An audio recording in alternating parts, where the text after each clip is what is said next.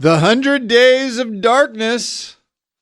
I know it sounds scary if you're retiring soon, or maybe you just recently retired. You are going to want to pay close attention because the 100 Days of Darkness is going to get you. Good morning and welcome. This is Protect Your Assets. I'm David Hollander, your host. It's great to be with you this morning, even though it is a little cloudy and gray here in the Bay. I know some spots have some sun, but hey, over here in Oakland, not so much. Got Carnival this weekend going on in the city. For those of you wanting to jump in there, should be a lot of fun. For those of you just joining me here for the first time on KGO, welcome. Good morning, people around here. Yep, they call me the Sandman. You hear the jingle. And that's because I help my listeners with taxes, law questions, financial. It's because I've been doing this for over 30 years. The 100 Days of Darkness. Well, what am I referring to? It's a phrase used by many to describe the first 100 days you go through when you bring a newborn baby home. And this past week, Elias, who's on my staff, had a little baby boy. Congratulations, Elias. Anyways, he's going through the 100 Days of Darkness right now. And this is a phrase that new parents who bring their firstborn child, has to be your firstborn because you learn after the first, they understand what I'm talking about. If you want to learn more about this, just Google Scary Mommy 100 Days and you'll find out. If you're a parent, just think back to those first 100 days when your first child came home. What was that anxiety you felt? The helplessness. Sleep? What's that? Remember all that? And the worst part wasn't all that. The worst part was just how unprepared you really were. And I hate to break it to you, but those first 100 days of retirement, well, they are so similar in so many ways. The anticipation, the target date, the event itself. Think about it. You wait 9 months just to meet your child, and those 9 months feel like an eternity. But in retirement, you've worked and waited and anticipated for 20, 30, 40 years, right? So regardless of the feeling, it's similar. It's easy to paint a picture of what the experience is going to be like when you finally get there. Unfortunately, it just doesn't turn out that way. So do yourself a favor. If you're in that camp of about to retire or you're near to get there, then you want to stick with me for the entire show as we walk through the dark days of retirement. It's all coming up next right here on Protect Your Assets. Now, let's get started. Well, after 4 weeks of rallying, the markets finally took a deep breath. Breathe in with me. Exhale. Despite NVIDIA, which was supposed to save the day, the Dow was down 2.3% on the week. S&P finished flat.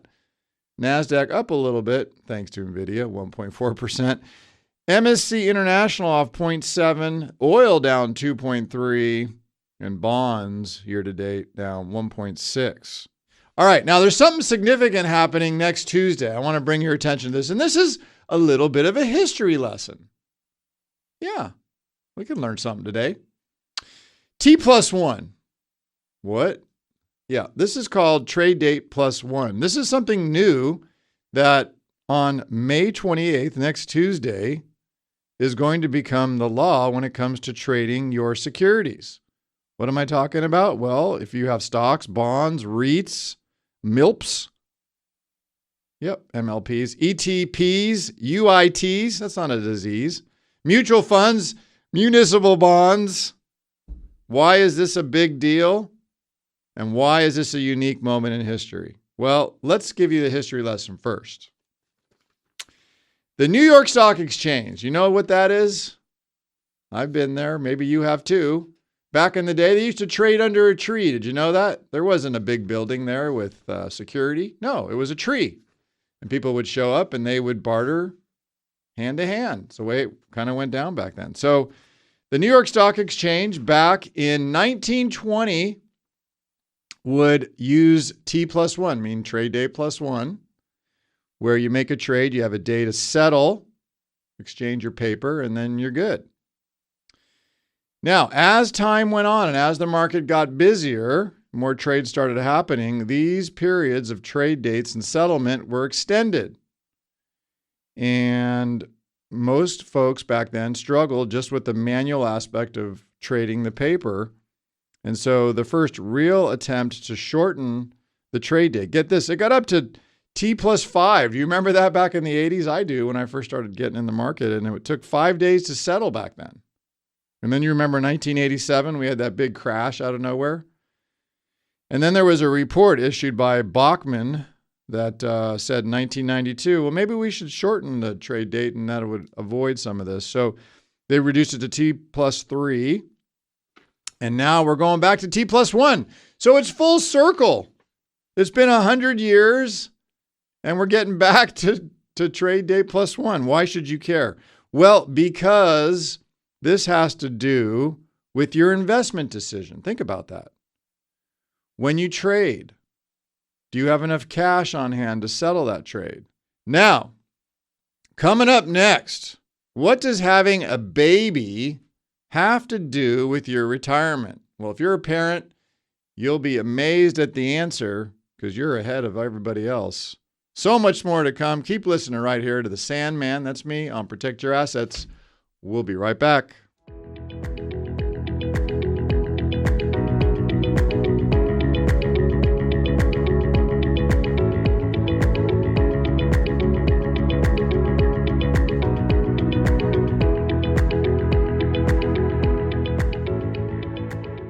Welcome back. I am David Hollander. They call me the Sandman around here, and that's because I help my listeners sleep well at night by answering their most troubled legal, tax, or financial questions. And that's because I've been doing this for over 30 years. All right. So we have a call. Jackie from Mill Valley. Good morning. Hi, my name is Jackie, and I have a question. So my mom just passed away, and I'm named the trustee under her trust. And my brother has moved into the house that we plan on selling to split the money up. And he has someone living there right now and paying him rent. What do you think I should do in this situation? I feel like I really need help here. We have a family attorney that's been working on this, but nothing's really happened, and I don't know what I'm supposed to do. Thank you so much. All right. Well, hey, Jackie, thanks for calling. Appreciate that. So, Jackie, you're the trustee. Okay. What does that mean, everybody? Well, that means that Jackie's mom, by the way, I'm sorry your mom passed away. I know it's tough. And sounds like it was probably sudden too. Your brother is living in the house and now he has friends there. Okay. And you're trying to sell the house. So all this tells me a couple things. One is your mom set up a trust because she didn't want to end up in the probate court. And you said you're in Mill Valley, so I assume it's over in Marin, which means if you don't have a trust, you're going to end up in court in San Rafael. And that's not a lot of fun. If you have never been there, I suggest you go there one day. It's kind of an interesting experience. Just have lunch and watch what the judge says. But anyway, besides all that, we've got a situation here where you are in charge. You're the trustee, so you're responsible. What does that mean? That means that, let's say you have a house there. It's in Mill Valley. It's worth $2 million. And your mom left it to you. And let's say there's no debt on that house and there's you and your brother. So you're going to split that money, $1 million. Just keep it all simple here, okay? This is very high level, folks. Don't hold me to this stuff, all right? Yes, I'm an attorney, but we're talking high level now, okay? All right. So Jackie, here's the deal. You are in charge. You're the trustee. What does that mean? That means that you're responsible. You're the fiduciary. You're supposed to be doing the best possible thing for you and your brother, but you have to put your brother's interest first because you're the trustee. Well, what does that mean? Since he's got a friend living there now paying him rent, it means you got a problem because now you've got a tenant who has rights, whether or not there's a lease in place or not, and whether or not he's paying you rent or not doesn't really matter. So if the goal, and in this case, you're trying to split up the funds because maybe your brother, and this is why your mom might have done this, because you're the responsible person, it sounds like, and he's not, and she wants to make sure that he is taken care of with the money that's left. So I would imagine in the trust, there's probably some kind of a protective trust. This is, after all, protect your assets. And anyway, in the trust, it probably says something to the effect of that money, once it's all settled, should sit in trust, and then you're probably in charge of doling that money out to your brother. I'm sorry. I mean, I hate to tell you this. I'm sorry, but you're the responsible person here, and you have to be in charge. You have to make some tough decisions. Now, I'm very sorry to hear the fact that the attorney who's involved in all this hasn't been in contact with you and you don't know what to do, because that's the first thing that should happen. Is there should be a plan and there should be action. And people may not like what you do, but that's the way it is. And as long as you're fair and reasonable, that's the key word, reasonable, you should be just fine. So what you have to do here is, first, I would recommend you get another attorney, because a good attorney will help you figure this out and get it done. Next, what do? Well, you're going to need to get that tenant noticed and booted, because you need to get the place fixed up, cleaned up so you could sell it. And so you're going to need an eviction attorney, and usually a good attorney can recommend a good eviction attorney, and that'll be handled that way. And then after that person's out, then you fix up the place, you sell it, particularly now, and you get the cash and you split it, and then you manage it for your brother and you take care of him. That's just the way that goes. So anyway, thank you for the question, Jackie. That was great. Now, the 100 Days of Darkness. I was talking about this before the break. I know it sounds scary, but if you are retiring soon or you're just recently retired, then check this out. You're going to want to pay close attention, because the 100 Days of Darkness is going to affect you. What am I talking about? Well, first of all, we have stage 1 of this, where you're getting ready to retire. We call it the buildup.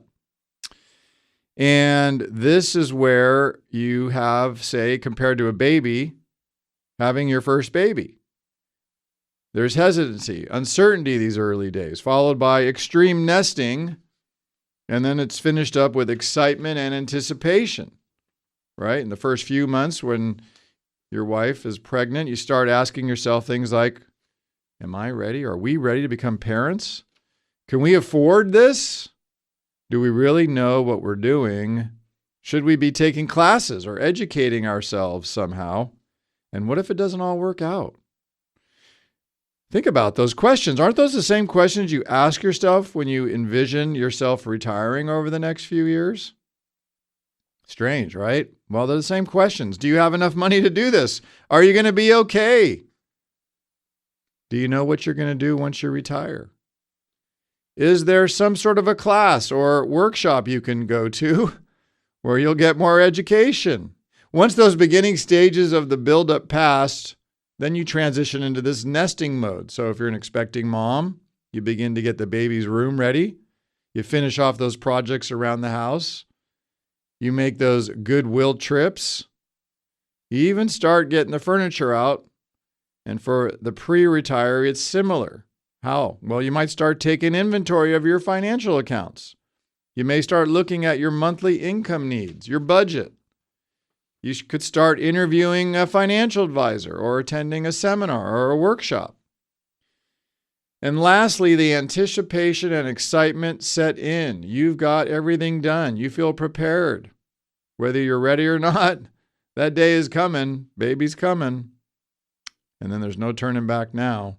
And that's the same thing with retirement. That day will come. The next day you'll be not going to work. And the 100 Days of Darkness start. Coming up next, it's time for our popular They Say segment, where they say turning on monthly income is like changing diapers. Is that really true? Find out. You are listening to the Protect Your Assets show with David Hollander. That's me. We'll be right back.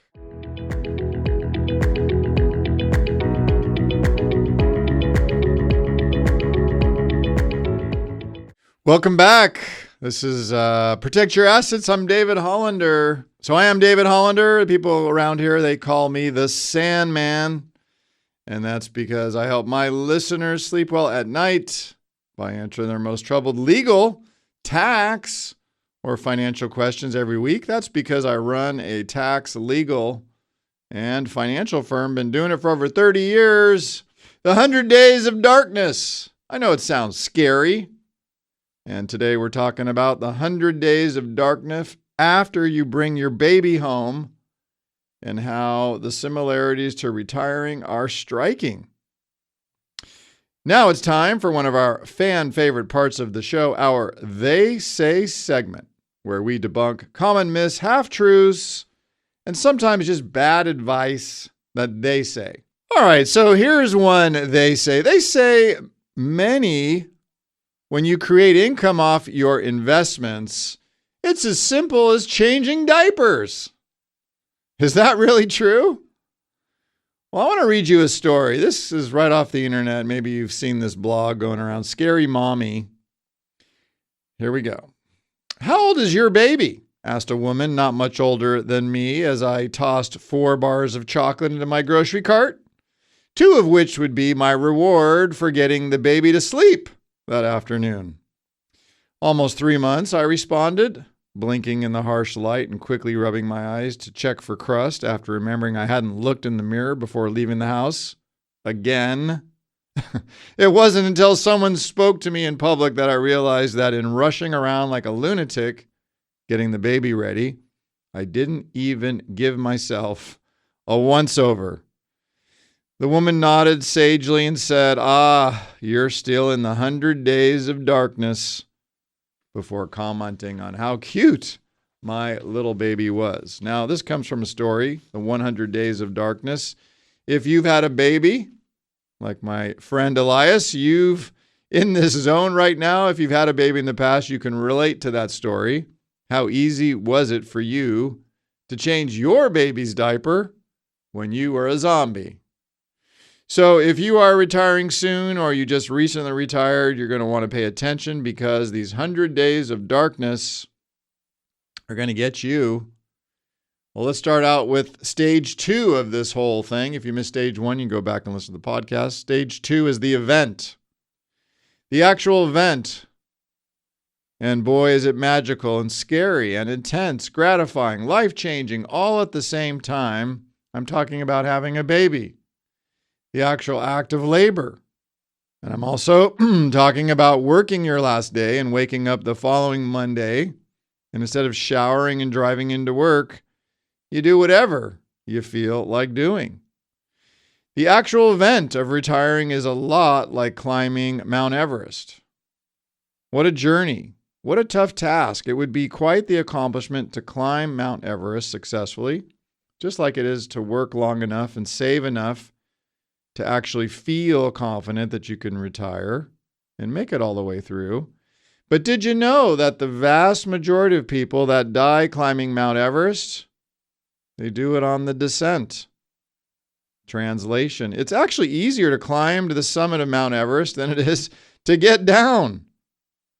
And in my opinion, after doing this for over 30 years, it is easier to save and stash money away on your way to retirement than it is to transition that into income that can take care of you for the rest of your life. And so we come back to the event, the physical act of working your last day. The great feeling that you'll have as you exit the workforce and enter retirement. And it's what a ton of people work a lifetime and dream all that time to do. And the point I'm trying to make is that it might seem like you've made it once you get there, but you can't forget that you still have to go down the mountain. And in retirement, it means that you have to make your money and your assets last as long as you do, because it's tricky. And what I find a lot of people do is they call me when? Well, after they've left work.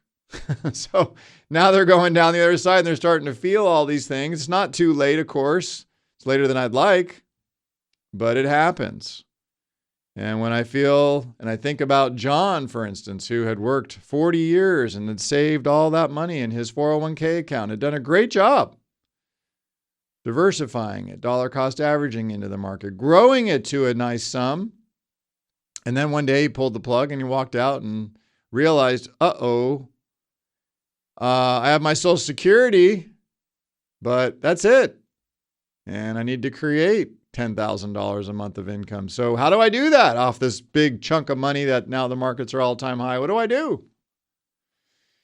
Well, John, that was a great question. You asked it and you came in and we sat down and we went through it and we mapped it out. What are you going to do? What are you trying to do? How much do you want it to pay you each and every month? How long do you want that to last? What about inflation? So when you retire, that script, I'll call it, it flips on you because now you're spending that money. And of course, markets are going to happen and things are going to happen. And that's when the fear may set in because you don't really know what you're doing. You haven't done this before. So I'm going to switch now to stage 3, which I call the 100 days of darkness. That's when it begins. And if you've had a child, try to think back to your first child and the first day after you brought the baby home. It was stressful, wasn't it? Every sound, I remember this, every sound that my daughter made, every squeak, especially coughs or moving around on the monitor, you heard it. You want to run in there and you want to see what's going on. It's terrifying because you hear all these stories about SIDS and things like that and people not paying attention to it, and then bad things happen. Same thing with retirement, because during those first 100 days, things are going to happen. Let's make some comparisons. When you're a parent, you're sleep deprived. You're filled with anxiety, fear. You tend to lose a sense of yourself and purpose as the days just blend together. You might see your relationship with your spouse suffer a little bit. You lose your daily routine. It's gone. Now you're forced to develop a new one. And the biggest point to make here is that before you had the baby, you really didn't think it was going to be that hard, did you? Nor did you expect any of what's happening to happen. So with retirement, that first day, you lose your daily routine. Overnight, it's gone. You're forced to reevaluate your investment strategy. You have to. You start changing the way you think about your money. You may see relationships like your coworkers, your colleagues. They're going to evaporate or they're going to suffer just because you don't see them as much. You can't. You're not there. You may see your significant other way more often than you used to, and that can have a toll, positive or negative. You may, I think about Sally. Sally wanted John out. They loved each other. They've been together for 35 years. But you know, John's that kind of guy. Sally can only take him a few hours a day and then was literally moving him out of the house. Like, get out, go do something, make a friend. It's enough. You may very well be filled with anxiety and fear about how things transpire. And like it was with the baby, you really thought moving into retirement that it was going to be a lot easier, didn't you? How could you have to come expect these first 100 days or months were going to be so difficult or beyond your expectations? Well, you never did this. So the good news, yep, there is a solution to eliminate it.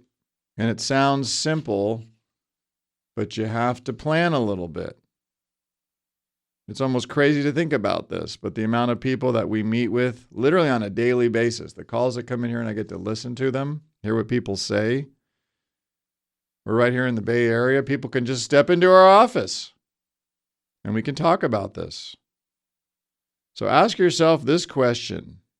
Is my coach, or if you don't have a coach, are they showing you how to navigate through these types of decisions? You heard Jackie earlier on the segment. She called in because her coach didn't help her, didn't tell her what to do next. And isn't that why you have a coach? Why are you paying them? And I love this one. Oh, I'm paying them nothing. Really? You think they work for free? Coming up next, what are the 5 essential components that you need to think about as you start those 100 days. Find out what they are. You are listening to the Protect Your Assets show. I am David Hollander, the Sandman. We'll be right back.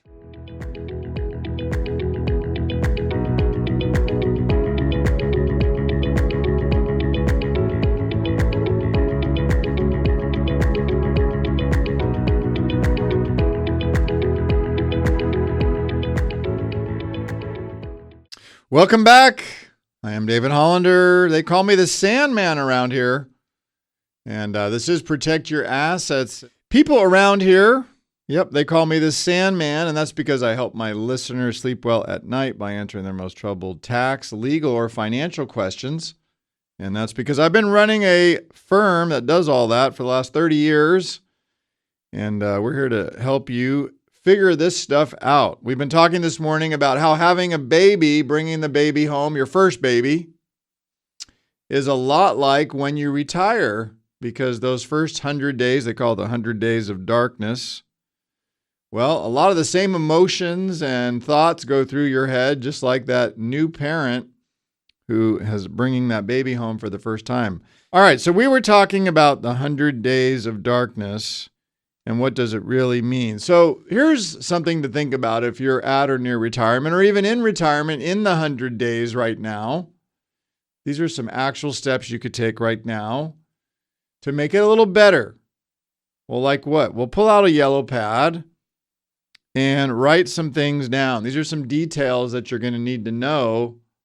In fact, I have five things you need to know before you pull that cord. First, didn't mean it that way. The investment component.